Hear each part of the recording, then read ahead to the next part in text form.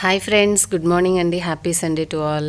Just in Sunday కదా, రిలాక్స్డ్గా లేచాను. నైట్ వాషింగ్ మిషన్ వేసేసి బట్టలన్నీ ఆరేసాను. పొద్దున్నే పనమ్మ వచ్చి గిన్నెలు కడిగేసింది. చక్కగా వాష్ ఏరియా అంతా క్లీన్ అయిపోయింది. ఇంకా నెక్స్ట్ వచ్చి నేను కిచెన్లో వర్క్ చేయాలండి. ఇప్పుడు బ్రేక్ఫాస్ట్కి మినప రొట్టె వేద్దామని చెప్పేసి పప్పు నైట్ నానబెట్టి ఉంచాను. బాదం పప్పులు కూడా ఉదయాన్నే బ్రష్ చేయగానే మా పిల్లలకి ఇస్తాను. అందరం తింటాం మేము ఇంట్లో. సో అందరికీ కలిపి నానబెట్టానండి.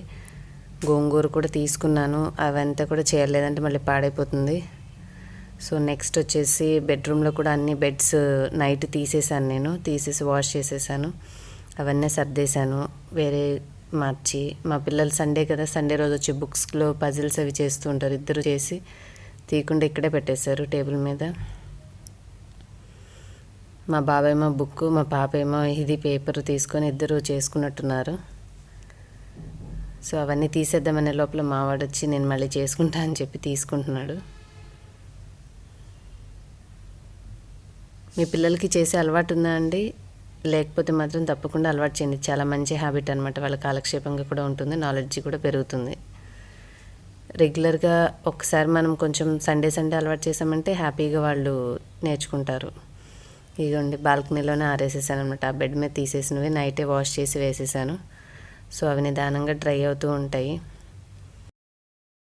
మా పాప క్లాస్ టైం అయ్యేలా ఉందండి. సో నేను కిచెన్లోకి వెళ్ళి బ్రేక్ఫాస్ట్ వర్క్ చూసేస్తాను. అదేం చేస్తున్నాను ఇవాళ మీతో షేర్ చేసుకున్నాను. పదండి చూసేద్దాం. ఇంట్లోకి వద్దామనేసరికి చూడండి, న్యూస్ పేపర్స్ అన్నీ గందరగోళంగా వేశారు. నేను పజిల్ చేసుకోండి అని చెప్తే అడిగారు, వేరే పజిల్ పేపర్ లేదు మమ్మీ అంటే, ఉన్న న్యూస్ పేపర్స్లోంచి తీసుకోండి అంటే మొత్తం పేపర్లన్నీ హాల్లో పడేసేసి ఉన్న పేపర్స్ అన్నీ వెతుక్కుంటూ కూర్చున్నారు. మొత్తం సర్దమని చెప్పాను. సో ఇక వాళ్ళు ఆ పని చేసుకుంటూ ఉన్నారు. ఇంక నేను కిచెన్లో వంట చేసే ముందు ఫస్ట్ స్టవ్ నీట్గా తుడిచేసుకుంటానండి. స్టవ్ దగ్గర అంతా క్లీన్ చేస్తాను. అంటే మనం వెజిటేబుల్స్ కట్ చేయాలన్నా, పాల ప్యాకెట్ అయినా ఏవైనా అక్కడ పెడుతూ ఉంటాం కదా. నైట్ టైము కొంచెం మురికిగా వదిలేసి పురుగులని, కాక్రోచ్లని ఏ తిరుగుతాయో తెలియదు. ఎందుకంటే సింక్ పక్కనే ఏరియా కదా, మనం కుకింగ్ అంతా కూడా ఇక్కడే అన్నీ చాప్ చేసుకుంటున్నాం కాబట్టి ఒక్కసారి ఈ ఏరియా నేను నీట్గా క్లీన్ చేసేసుకుంటే మళ్ళీ ఈవినింగ్ నైట్ అయ్యే వరకు ఇంకే వర్క్ చేసుకున్నా శుభ్రంగా ఉంటుంది. మనం కడుక్కుంటూ ఉంటాం కాబట్టి. సో ఫస్ట్ అయితే కొంచెం డిష్ లిక్విడ్ ఏదైనా సరే వేసేసి సబ్బు కాకుండా నీట్గా కడిగి క్లీన్ చేసేసుకుంటానండి. ఇక్కడ ఏరియా చక్కగా క్లీన్ అయిపోయిన తర్వాత సింక్లో కూడా మంచిగా క్లీన్ చేసేస్తాను. అంటే మనము అవి ఇవి అంతా బిఫోర్ డే, అంటే చాలామందికి నైట్ టైం క్లీన్ చేసుకునే రొటీన్ ఉంటుంది. బట్ నేను ఇంకా నైట్ అంటే నేను గిన్నెలు వాష్ చేయను కాబట్టి ఇక అదంతా ఎక్కడక్కడ అయిపోగానే వదిలేసేసి బయట వేసేస్తానండి గిన్నెలు. డే టైంలో మార్నింగ్ వర్క్ స్టార్ట్ చేసే ముందు ఈ విధంగా క్లీన్ చేసుకుంటాను. ఇది అయిపోయిన తర్వాత గ్లాస్ క్లీన్ చేసుకుంటున్నాను. జస్ట్ ఇందాకే ఫ్రెష్ అయ్యాను కదా, కొంచెం వాటర్ తాగాలి. ఫస్ట్ డే స్టార్ట్ అయ్యేది నేను వాటర్తోని. కొంచెం ఎండాకాలం కదా, వేడి నీళ్ళు అయితే తాగబుద్ది కాదండి నాకు, చల్లనీళ్ళే తాగుతాను.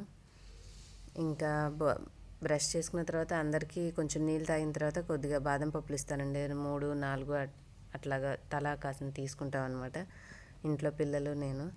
సో మీరు కూడా తప్పకుండా బాదం పప్పులు రోజు నైట్ నానేసుకుని మీరు తీసుకోండి. ఆరోగ్యానికి చాలా మంచిది.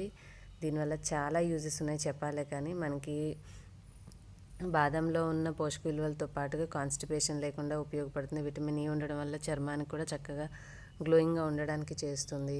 మనకి హెయిర్కైనా, స్కిన్కైనా, ఆరోగ్యానికైనా అన్ని విధాలా చాలా బాగా హెల్ప్ అవుతుంది. సో ప్రతిరోజు ఉదయాన్నే నీళ్ళు తాగిన తర్వాత ఒక 3-4 బాదం పప్పులు తింటూ అలవాటు చేసుకోండి. సో నేను క్లీన్ చేసి చక్క ఇలా పెట్టేస్తాను. ఎవరికి వాళ్ళు తీసేసుకుని ఎవరి వాళ్ళు తినేస్తూ ఉంటారు. నావి నేను తీసుకుని తినేస్తానండి. ఈ పని అయిపోయింది.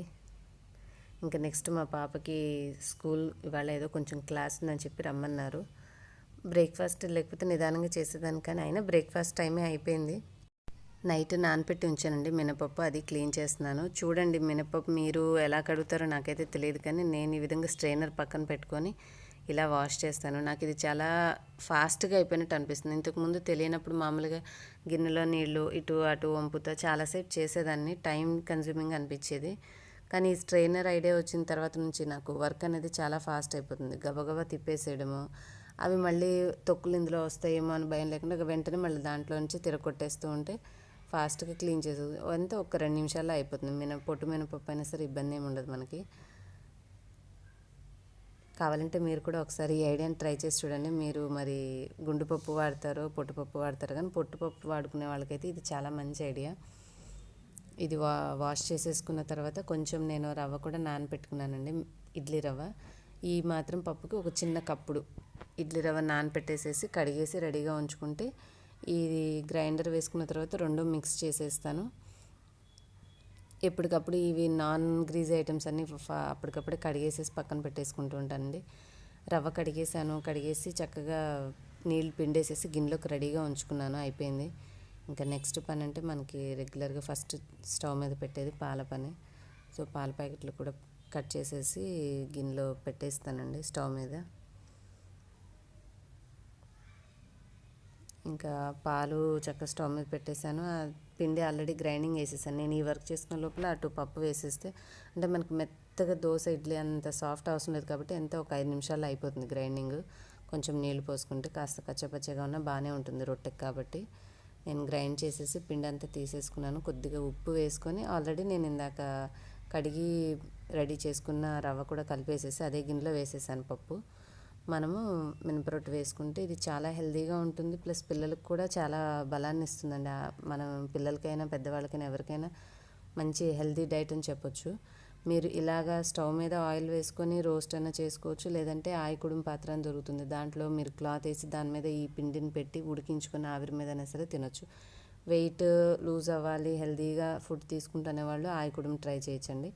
నార్మల్ రెగ్యులర్గా ఉన్న వాళ్ళైతే హ్యాపీగా ఇలాగ మనం ఆయిల్ వేసుకొని ఒక్క 1.5 సెకండ్ మనము, అంటే కొంచెం సేపు జస్ట్ మనం చూసుకున్నంత ఒక నిమిషం లోపల ఐలో పెట్టుకొని ఆ తర్వాత టర్న్ మూత పెట్టేస్తే కొంచెం మగ్గుతుంది సిమ్లో పెట్టి. తర్వాత ఇలా టర్న్ చేసేసుకుని మనము పైన నెయ్యి వేసుకోవాలి. నెయ్యితో నేను కాల్చి చూశాను, కానీ ఎక్కువ మంట మీద ఉన్నప్పుడు నెయ్యి వేస్తే ఎక్కువ ఒక రకమైన వాసన వస్తుంది. కాబట్టి నెయ్యితో కాల్చాలనుకున్నప్పుడు కొంచెం నూనె వేసుకొని అడుగున మనకి రొట్టె కాలిన తర్వాత పైన నెయ్యి వేసుకోండి, చాలా బాగుంటుంది. ఆ తర్వాత చేసుకునే దానికైనా సరే అది బాగా హీట్ అయిపోయినప్పుడు ప్యాన్ డిఫరెంట్ స్మెల్ వస్తుంది. సో నెయ్యిని అట్లా ప్యాన్ మీద డైరెక్ట్ వేయకండి. రెడీ అయిపోయిన తర్వాత దాని మీద వేసుకుని సర్వ్ చేసుకోవచ్చు. నెక్స్ట్ ఇంకొకటి కూడా వేసేసుకుంటే ఇద్దరికి ఒకటేసారి మళ్ళీ కొట్టుకోకుండా, నేను కూడా బ్రష్ చేసేసుకున్నాను కాబట్టి తినాలి అంటే తినేసేయచ్చు. పనిలో పని అయిపోతుంది అనేసి స్టవ్ ఆన్లోనే ఉంది కదండి, వేసేసాను.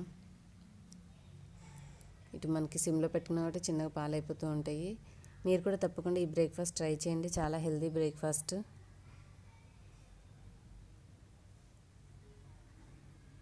ఇదేంటంటే మనం ఒకసారి తిరిగేసినప్పుడే చక్కగా కట్ చేసుకుంటే పీసెస్గా కట్ అయిపోతుంది. మళ్ళీ అది గట్టిపడిన తర్వాత కట్ చేయాలంటే నేను ఇందాక చూపించినట్టుగా ఇట్లాగా బ్రేక్ అవ్వదన్నమాట. రెండో పక్కన కూడా కాలిపోతే, రెండో పక్కన కొంచెం పచ్చిగా ఉన్నప్పుడు మనం ఇలా కట్ చేసేసుకుంటే తినడానికి కూడా పిల్లలకి వాళ్ళకి పార్టిషన్స్ చేసి ఇవ్వడానికి ముక్కలు తుంచకుండా మంచిగా ట్రయాంగిల్ షేప్లో బాగుంటాయి. ఇది అయిపోయిందండి. ఇంకా చిన్నగా సిమ్లో పెట్టాను కదా, కొంచెం సేపు పడుతుంది. ఈ లోపల గ్రైండ్ చేసుకున్నది నేను ఎలా క్లీన్ చేసుకుంటున్నానో చూపిస్తాను మీకు. అంటే నేను మొన్న మిక్సీ క్లీనింగ్ చూపించినప్పుడు జార్స్ కూడా ఎలా క్లీన్ చేస్తారో చూపించండి అని నన్ను అడిగారండి. అంటే జార్స్ కూడా మనం సింపుల్గానే క్లీన్ చేసుకోవచ్చు. ఇంకా మిక్సీ జార్సే అడిగారు కదా, కొంచెం గ్రైండర్ కూడా వేసిన తర్వాత ఎలా క్లీన్ చేశానో మీకు యూజ్ అవుతుందన్న ఐడియాతోటి నేను దీని క్లీనింగ్ కూడా పెట్టానన్నమాట. కొంచెం క్లీన్ చేసుకోవాలనుకున్న వాళ్ళకి ఐడియా వస్తుంది ఎలా కడుక్కుంటే బాగుంటుందని. ఇదైతే నేను పనమ్మాయికి వేయనండి, ఎందుకంటే కొంచెం స్టోన్స్ అవి పొరపాటున చేయి జారి కింద పడినా మళ్ళీ ఇబ్బంది అవుతుంది. మనకి పిండి పెట్టే దగ్గర కూడా లోపల వెళ్ళిపోతుందండి, చిన్న హోల్ లాగా ఉంటుంది కదా ఫిక్స్ చేసే దగ్గర, అక్కడ కూడా కడుక్కోవాలి, లేదంటే పిండి ఉండిపోయిందంటే చాలా చెడ్డవాసన వస్తుంది. సో మీరు కొంచెం టూత్ బ్రష్ యూస్ చేసి పైన స్క్రబ్బర్తో రబ్ చేసుకున్నాక ఇలా వెంటనే కడిగేసేసుకుంటే మనకి ఎక్కువ టైం పట్టదు. ఎండిపోయిందంటే జిగురు పదార్థం కదా, చాలా టైం పడుతుందండి. దాని నిండా నీళ్లు పోసి నానబెట్టి కడిగి చాలా వర్క్ అవుతుంది. సో ఇది ఒక్కటి మాత్రం నేను ఆమెకి వేయకుండా నేనే గ్రైండ్ చేసుకోగానే వెంటనే ఇట్లాగ ట్యాప్ కింద కడిగేసుకుంటాను. ఎప్పుడన్నా లేజీగా అనిపిస్తే వేస్తూ ఉంటాను, కానీ 99% అయితే నేనే వాష్ చేసుకుంటాను జాగ్రత్తగా.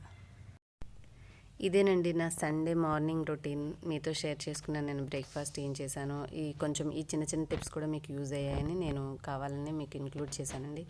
ఈ వీడియో నచ్చితే తప్పకుండా లైక్ చేసి మీకు తెలిసిన వారందరూ షేర్ చేసి, అలాగే మీ అభిప్రాయం నా కామెంట్ సెక్షన్లో తెలియచేయండి. కొత్తగా చూసేవారు ఇలాంటి మరిన్ని మంచి మంచి వీడియోస్ కోసం నా ఛానల్ని సబ్స్క్రైబ్ చేసుకుని పక్కన గంటను కూడా క్లిక్ చేయండి. Thanks for watching.